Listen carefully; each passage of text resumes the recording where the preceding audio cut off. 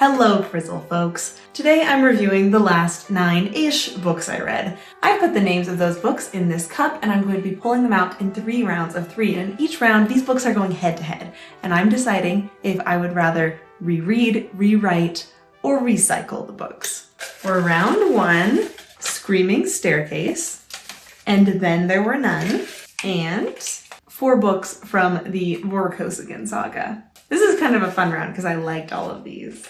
I think the easiest decision here is rewriting Screaming Staircase. Screaming Staircase is a very fun book about teenage ghostbusters. This is a world much like our own, except there are ghosts, and if they touch you, they can kill you.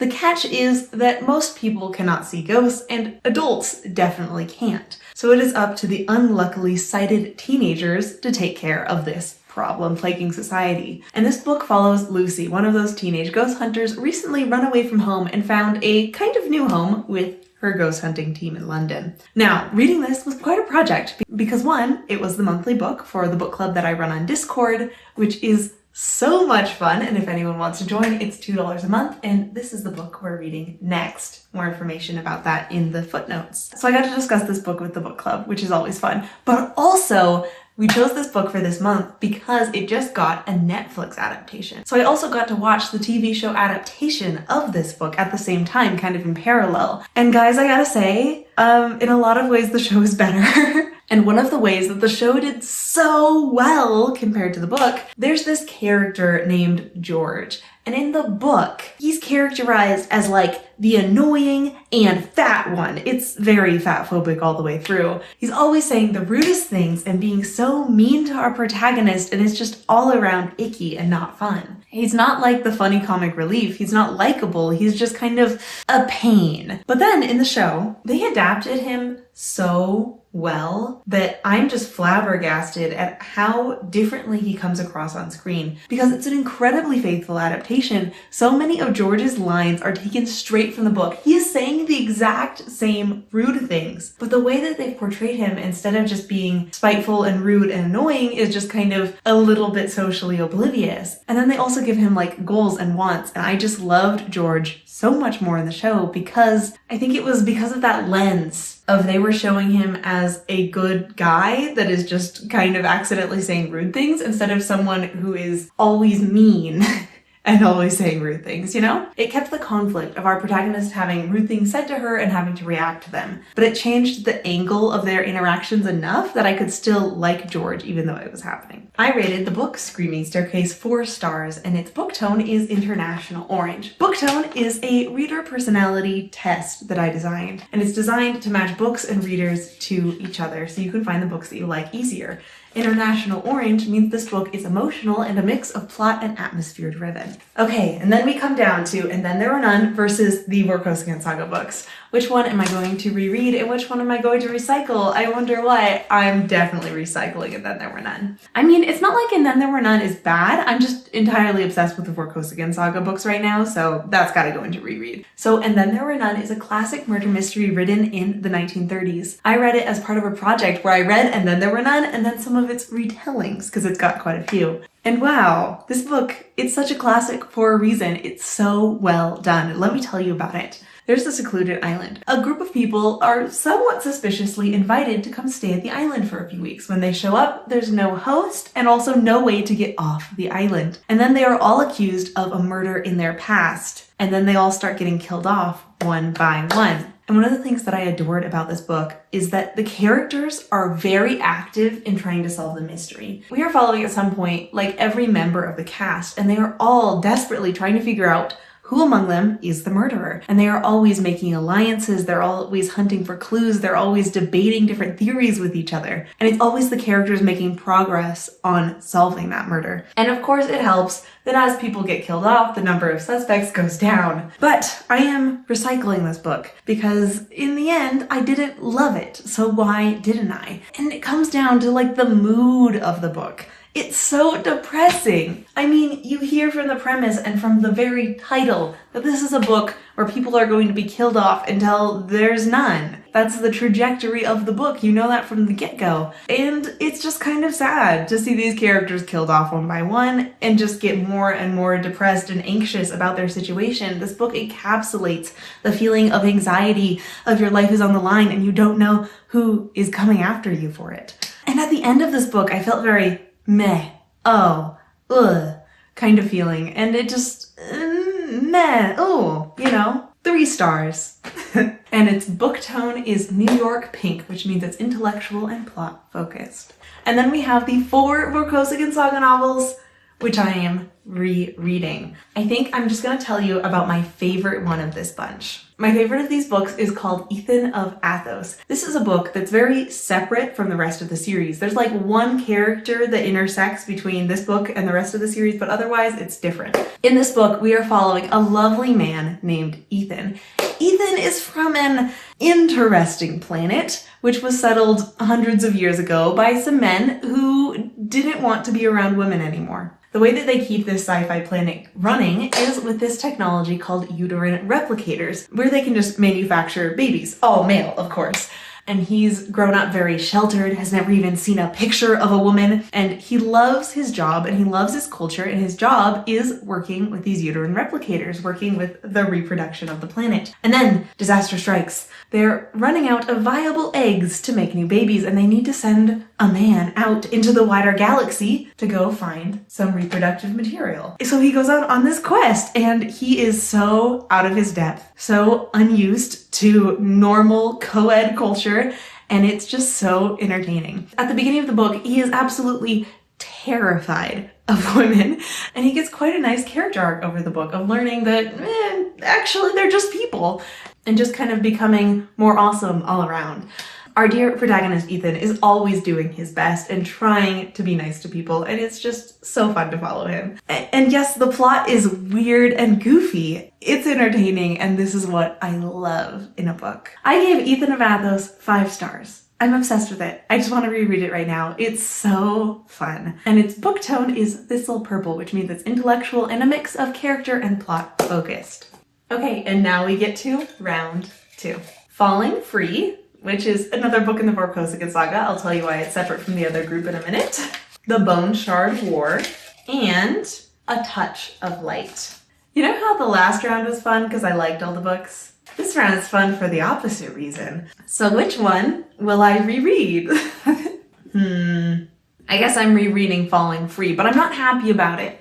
So Falling Free is yet again another book in the Vorkosigan Saga. Usually I group series together in this game, but I could not put this one with the other ones because this one I did not like as much. And the other ones I loved. Falling Free, similar to 𝐂𝐇𝐀𝐏𝐿𝐿, is a book that is apart from the rest of the series with very little intersection with the other books. Once upon a time, there was a greedy corporation that had workers working in zero-G environments, in space stations and such. And this isn't too easy on the human body, so they decided, what if our workers weren't human, but instead genetically engineered to work well in zero-G environments, to work well in free-fall environments. And so they manufacture a race called the 𝐂𝐷𝐻𝐻, which are people specifically designed to work well in zero-G and have arms instead of legs. So they have 4 arms, hence the name 𝐂𝐷𝐻𝐻. And this book is from a few different perspectives. It's from the perspectives of a few of the 𝐂𝐷𝐻𝐻. It's from the perspective of one of the corporate overlords. And it's also from the perspective of a human engineer who's coming to help train the 𝐂𝐷𝐻𝐻s in engineering and realizes these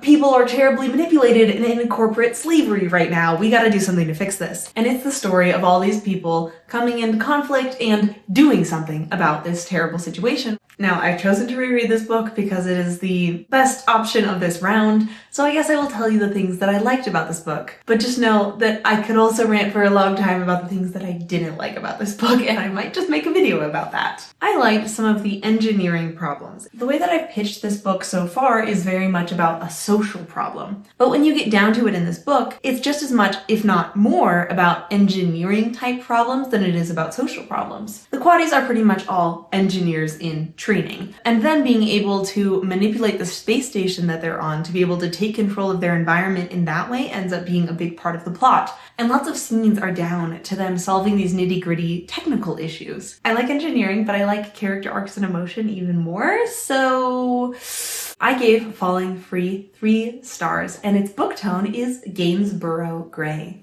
Then we are down to A Touch of Light versus the Bone Shard War, and we are recycling A Touch of Light. What is A Touch of Light about?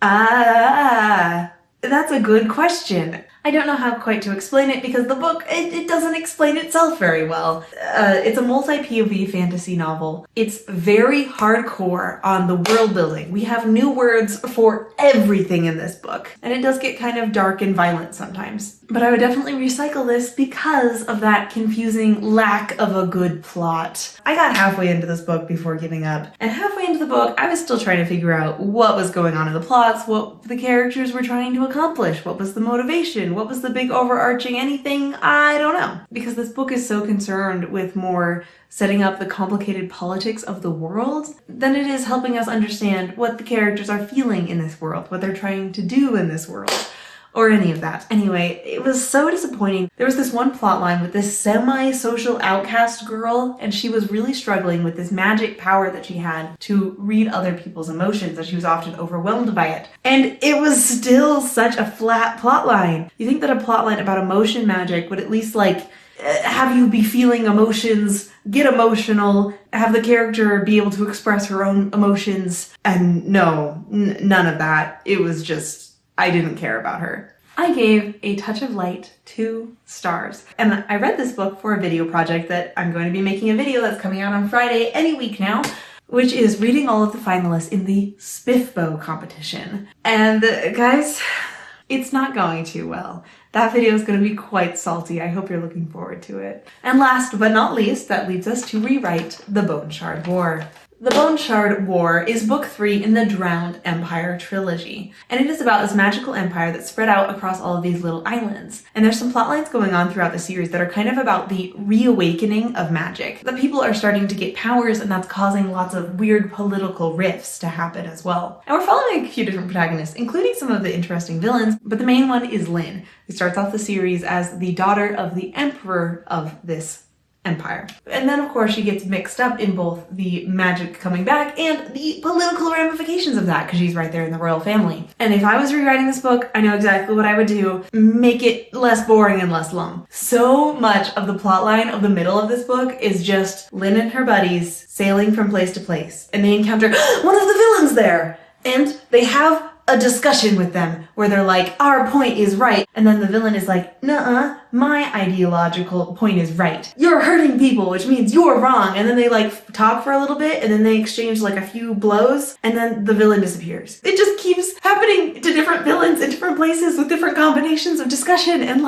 that is not how you progress a plot. Maybe happening once or twice, okay, but it just kept happening throughout the entire book pretty much. And the thing that rankled me most about these moments is at the end of this discussion and fight with the villain, nothing had changed on either side. There wasn't a point to it. It was just an encounter, and then you're done, and there's no ramifications. So if I was rewriting the Bone Shard War, I would take out maybe half of these confrontations, and for the other half, we would instill some real consequences. The story needs to be on a different course before and after you have a big confrontation with your villain, or else why did you bother having a big confrontation with your villain? I guess that applies to every single scene in every single book, that they should all be doing something. I rated The Bone Shard War 3 stars because there were things I liked about it. I didn't really discuss those much here, but it was fine. And its book tone is anchor gray, which means it's emotional and a mix of plot, character, and atmosphere focused. Now, before we get to round 3, I must confess my failure. This is usually where I have my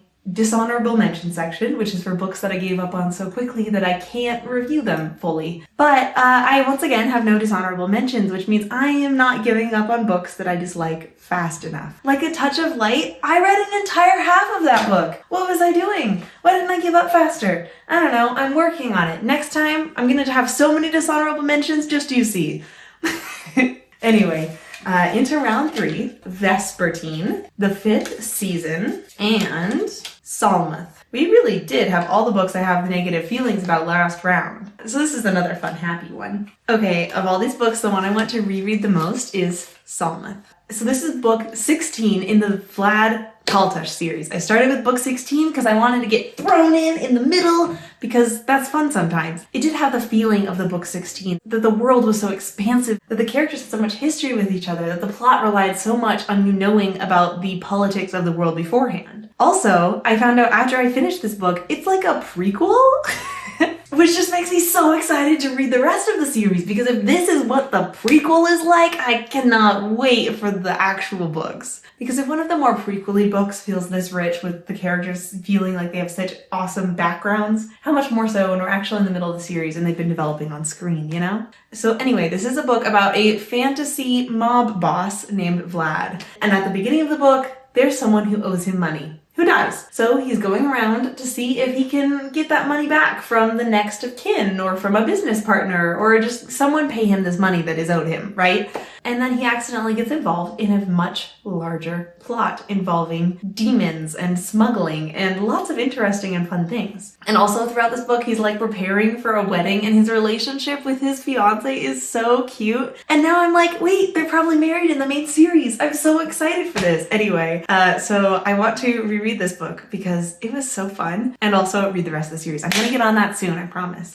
The thing that makes me want to reread this book, the thing that enchants me most about it, is that one, it has like the fun crime boss element. The plot in itself is like a solid crime mystery, but also this book never forgets. It's also telling a character arc story, that the dramatic climax isn't just about the gangs and the getting the money story. The dramatic climax is also about our protagonist making a difficult moral decision. Oh, it was so fun. I rated Tsalmoth 4 stars. And its book tone is Byzantium purple, which means it's emotional and a mix of plot and character focused. Okay, 5th season versus Vespertine. I want to recycle 5th season, but I can't think of a way to rewrite Vespertine, which is making me question my 4-star rating. Maybe that should get bumped up to 5. But no, I felt 4-star about it. The question is why, and how could we make it better? Okay, so rewriting Vespertine then. Vespertine is such a fascinating book. Its target audience is young adult, but it's one of the ones where our protagonist isn't an immature, annoying teenager. And she is a nun in training who takes care of dead bodies, and she likes her job. One of the things that I really appreciate about this book is that our main character, Artemisia, is very much like autistic spectrum coded. And it's just like such interestingly casual representation. Like the book isn't about her being on the autism spectrum, but it is a part of her character. And in some ways it's part of the weaknesses of her character, and in a lot of ways it's part of the strengths of her character. It makes it such an interesting and fun and like poignant book to read. Anyway, back on track. Artemisia taking care of the corpses because she doesn't have to talk to anyone, doing it pretty much. And then one day her convent gets attacked by zombies, and in the battle and fray she accidentally gets possessed by a very powerful demon. Thankfully for her, she's very good at resisting demonic possession, so she ends up being in control with just like a demon over her shoulder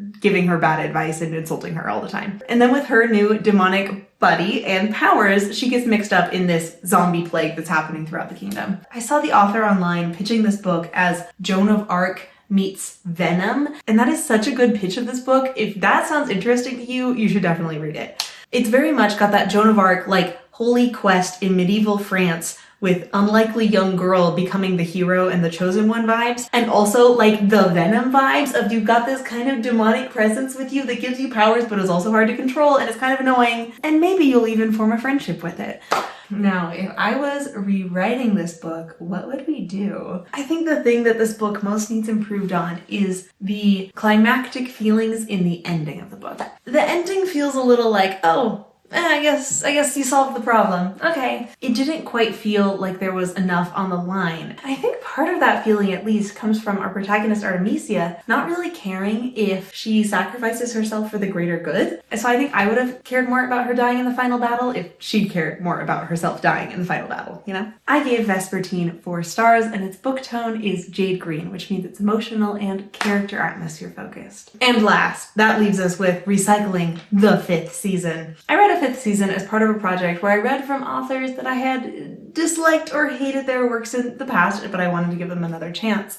And this one went okay. I'll link that video in the footnotes if you want a more thorough review of the 5th season. This is a book about a world that is very much earthquake, volcano danger prone. The good news is that they have people in their population naturally born with the power to control earthquakes. Great! They can save the day. The bad news, again, is that society does not accept these people. It very much ostracizes these people while also manipulating them in their powers. And this book follows 3 women. One that's a little girl that's just starting to get trained in her powers, one young-ish woman who has been trained but is still kind of trying to work her way up the ranks and work in the political system of the magic people, and one middle-aged woman who has tried to leave that life of power behind her and is trying to hide as just a normal person. And then, of course, things start going wrong for all of them in their own ways. And like, on a scene level, every scene is compelling. Every scene has interesting character dynamics and things at stake. Every scene has you slowly learning more and more about this interesting world. But on a whole book level, this book is severely lacking plot structure. It's severely lacking an overarching thing. The entire book feels like setup for a plot that never really happens. Like, every individual plotline is just setting up for something, and then you never get to the thing! It's just an entire book of setup. Anyway, so it was fine all the way through, but I get to the end and I'm like, that's it? Could we get some plot here, please? I rated the 5th season 3 stars, and its book tone is Celadon Green, which means it's emotional and a mix of character and atmosphere focused. The atmosphere focus being mostly for the intriguing world building. And that's it! These are the last books I read. Thank you for watching.